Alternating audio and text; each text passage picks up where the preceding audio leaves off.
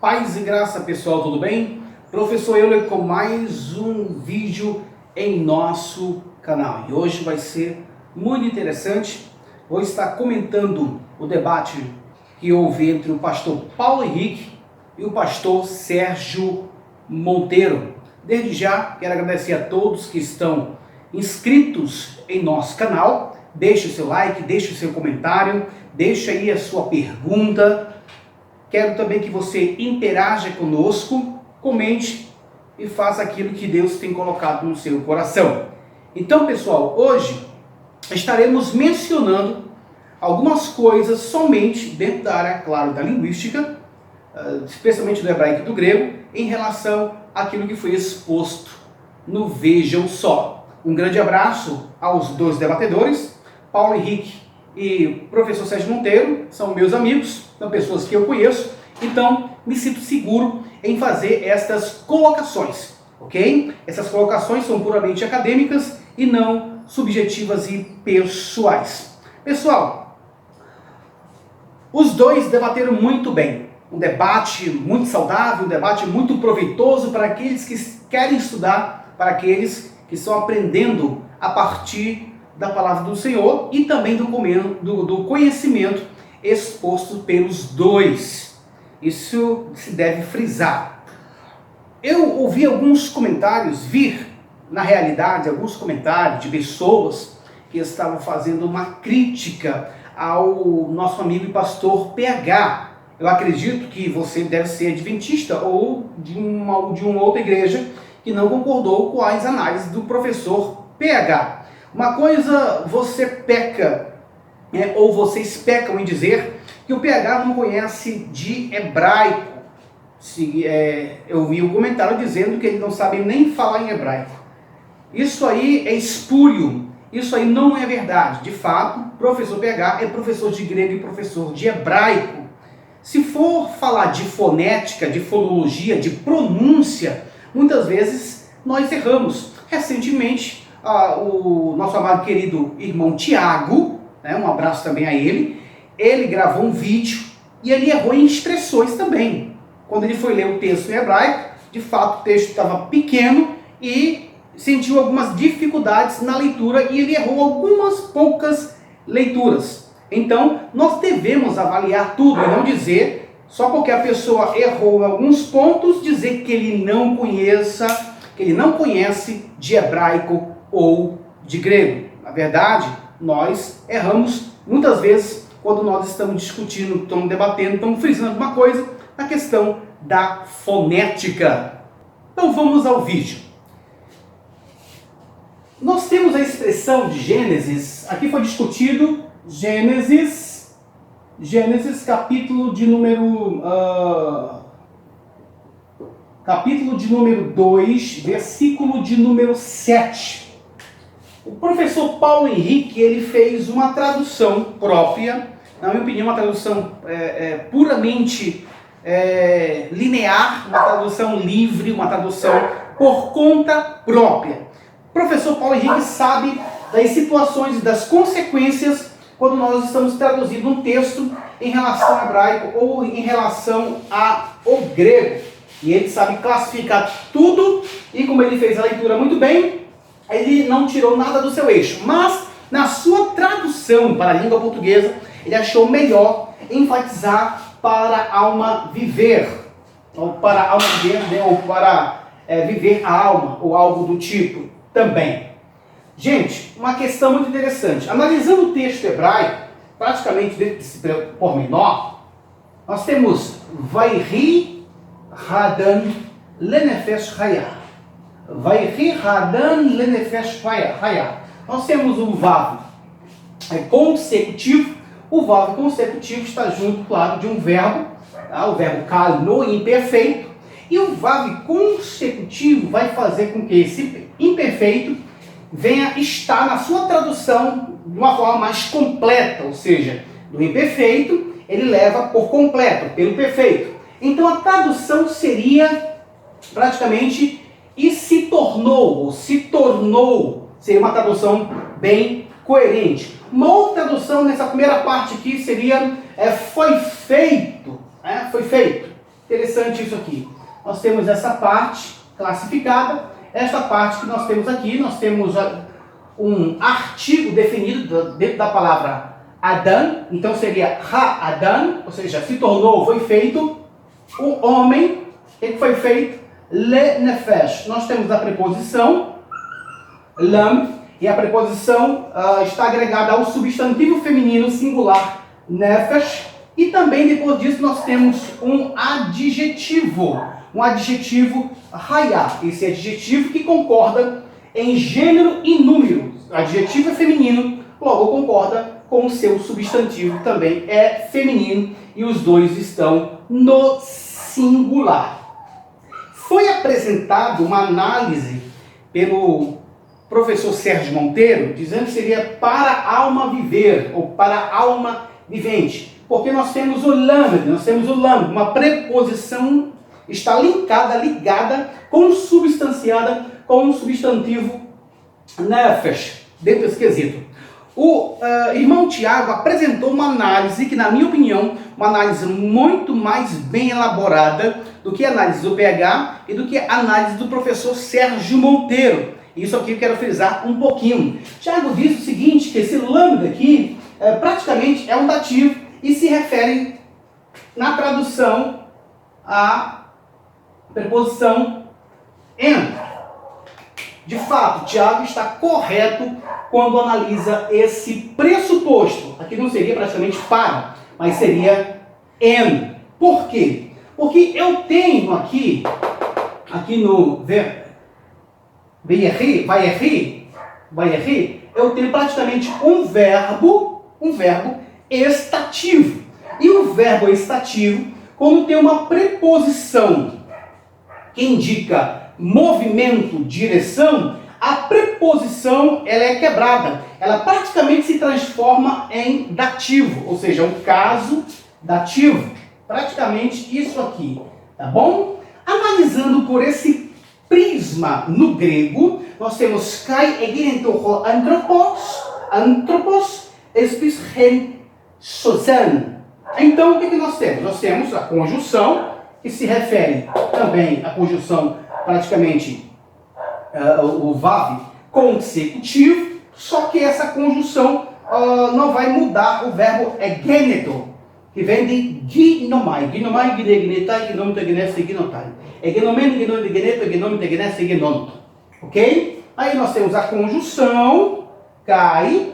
Nós temos um verbo também, um verbo estativo, que é o verbo egeneto, na terceira pessoa do singular, de egenomen. Então, este verbo concorda com este verbo aqui também. Os dois verbos são apresentados, um no hebraico e um em grego, como um verbo estativo. Um verbo que praticamente deve ser traduzido, foi feito ou se tornou. Diante desse pressuposto, essas duas estruturas estão levando uma preposição, tá? E aqui a preposição também na língua grega. Quando eu tenho um verbo estativo e eu tenho as preposições, o que ocorre? Tanto a preposição lamed quanto a preposição eis é uma preposição que ela é quebrada a sua força por causa do verbo estativo. E quebrada a sua força, praticamente eu tenho também no grego um dativo, que seria praticamente en. Esse dativo no hebraico também seria en, por causa do verbo estativo. En e eis no grego tinha na verdade as mesmas estruturas. Praticamente era basicamente assim, ok? Depois, na sua evolução, se referia praticamente ao caso dativo e o caso acusativo. Aí nós temos, por exemplo, depois que nós tiramos isso aqui, ficaria en, e se acrescentar o sigma aqui, o epsilon, ele praticamente se alonga e o sigma vai por final. Então eu tenho en, eu tenho es, que antigamente era a mesma estrutura, e na sua evolução diacrônica foi se separando para obedecer categoricamente cada um de seus casos e equivalentes. Então, praticamente aqui, Tiago está correto em traduzir se tornou, foi feito o homem em alma. Em alma vivente, em alma viva.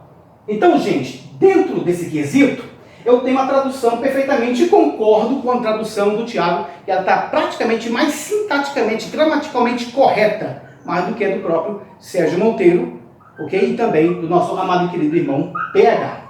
Depois nós temos o substantivo, depois nós temos o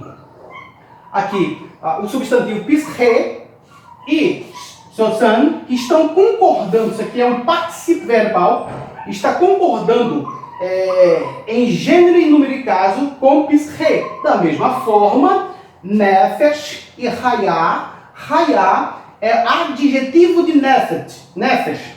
Então, o que ocorre? No hebraico, o adjetivo atributivo é colocado depois do substantivo. Eu tenho um substantivo e eu tenho depois desse substantivo esse adjetivo. Então, o adjetivo é atributivo. No grego, foi colocado praticamente quase da mesma forma literal e o particípio verbal que aqui está fazendo função de adjetivo, ele está posterior ao substantivo. Lembrando que no grego pode fazer também função de verbo, mas nesse caso aqui está qualificando a pisre.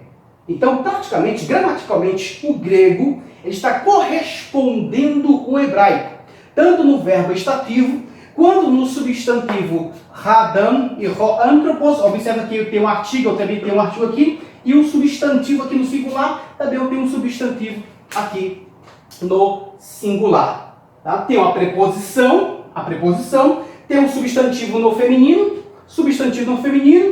e tenho o adjetivo, o particípio verbal que aqui é a função de adjetivo, que qualifica o substantivo, e no hebraico eu tenho hayá, eu tenho também um adjetivo feminino singular que está qualificando o substantivo nefesh. Então a tradução seria: foi feito ou se tornou o homem em alma vivente, ou em alma viva. Esta seria as melhores traduções. O homem passou a ser uma alma vivente. Pode ser até traduzido, porque nós não temos aqui no hebraico aqui um substantivo definido.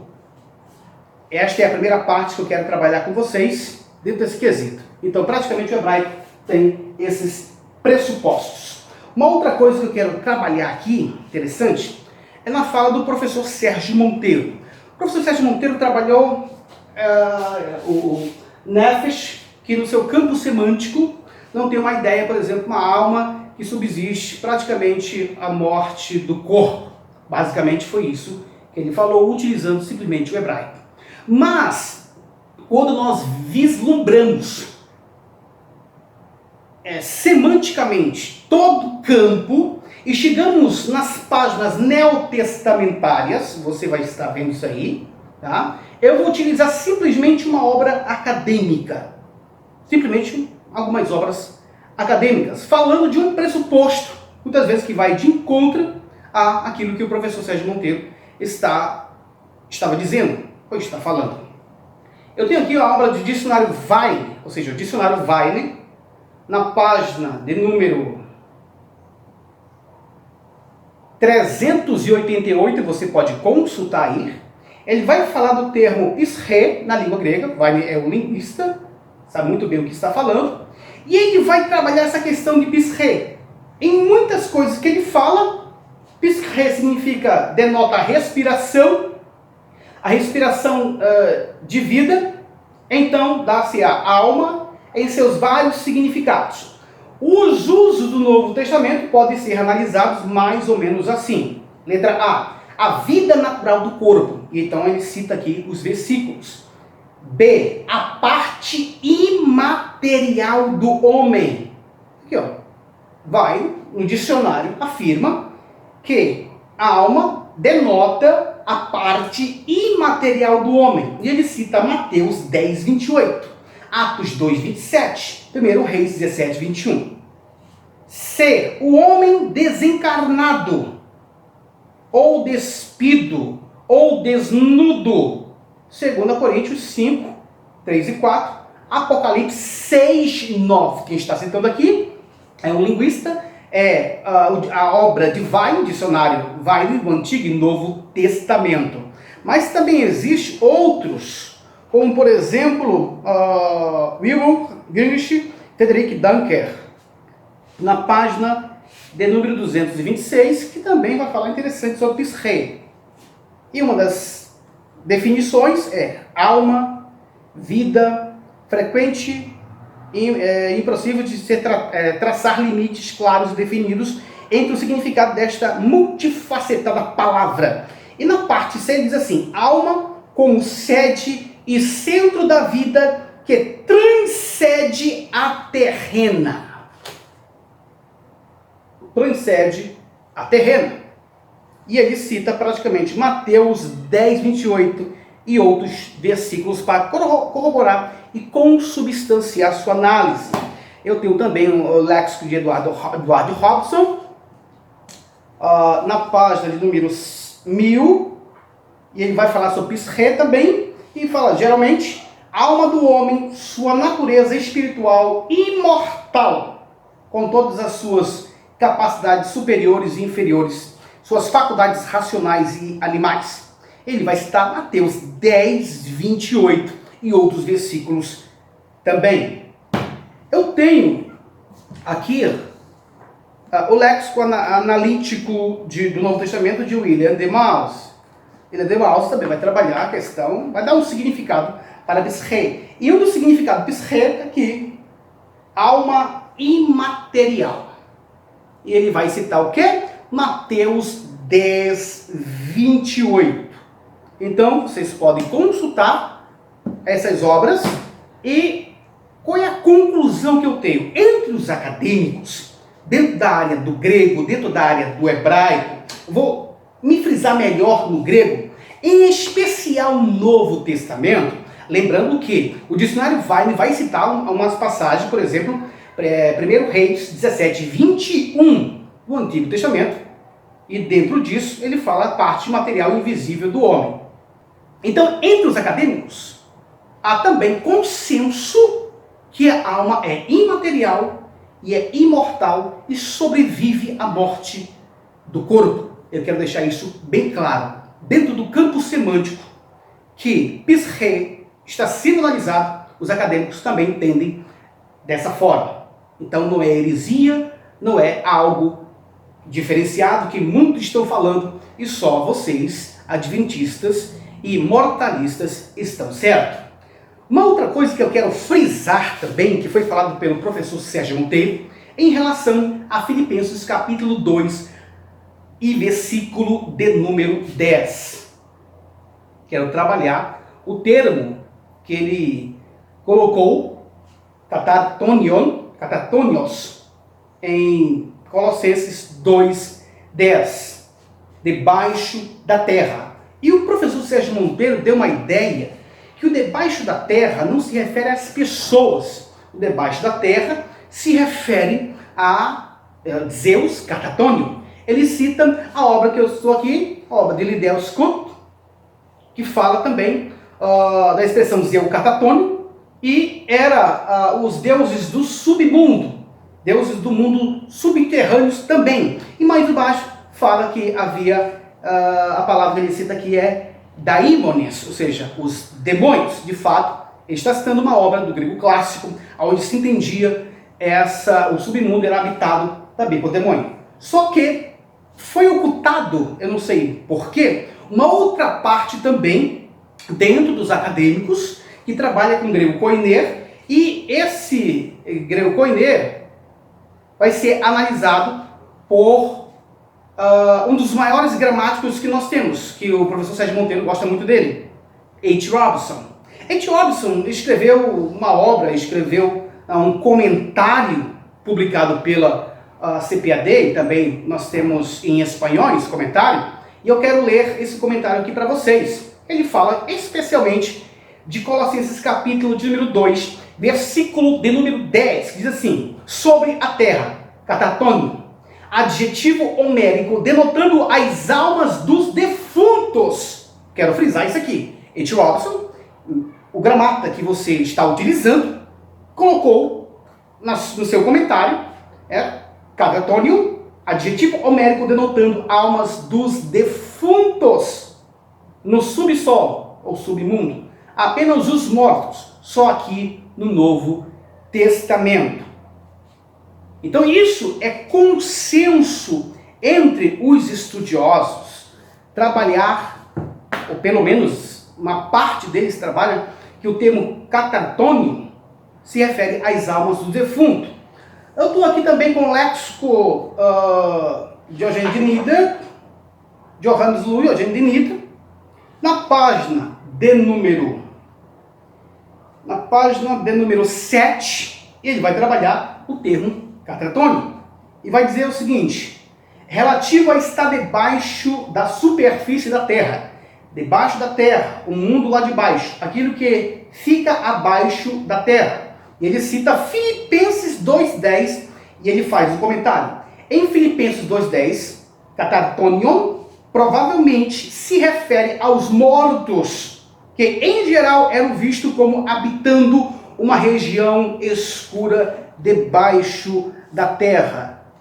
Lembrando que também temos outros especialistas que não concordam com essa leitura, que eu vou citar aqui também. Eu gosto de fazer um exame geral. Nós temos a chave linguística do Novo Testamento, na página 408, que ela vai trabalhar o termo catatônio, e diz assim: catatônio quer dizer sobre a terra, Cristo é reconhecido como o Senhor de todas as forças angelicais, dos demônios, e eles são obrigados a admitir que ele, o Senhor Jesus, é o vencedor, e eles mostram sua submissão ao prostrar-se perante ele. Não estou usando uma obra, poderia usar outras obras, mas há uma divergência entre ele em relação a esse termo que aparece em Filipenses capítulo 2, versículo de número 10. Então, portanto, citar um lado e não citar o outro como evidência acadêmica não seria um bom argumento. Mas, como foi provado por minha pessoa, os dois lados da moeda são ressaltados pelos especialistas em língua grega, em especial, que o professor Sérgio Monteiro gosta muito, obra de H. Robson. Então, gente, basicamente, esta seria a minha análise em relação a tudo aquilo que foi falado, pelo menos uma parte que foi falado, que me compete como uma autoridade dentro da área da língua grega, e eu conheço um pouquinho também do hebraico, em ressaltar essas nuances. De uma forma geral, o debate foi bom, o debate foi Francisco. Comente o nosso vídeo, estamos aqui para trabalhar. Um abraço aos debatedores, foi muito bom. Paulo Henrique, show de bola, estreou aí com uma voz possante. E esse rapaz, esse jovem, ele vai fazer muito, muito mais aí pela teologia brasileira. Escute o que eu estou falando. Também um abraço ao nosso amado e querido pastor Sérgio Monteiro, que também defendeu a sua posição, e estamos aqui para aprender com ambos os debatedores. Shalom, graça e paz, e até o próximo vídeo.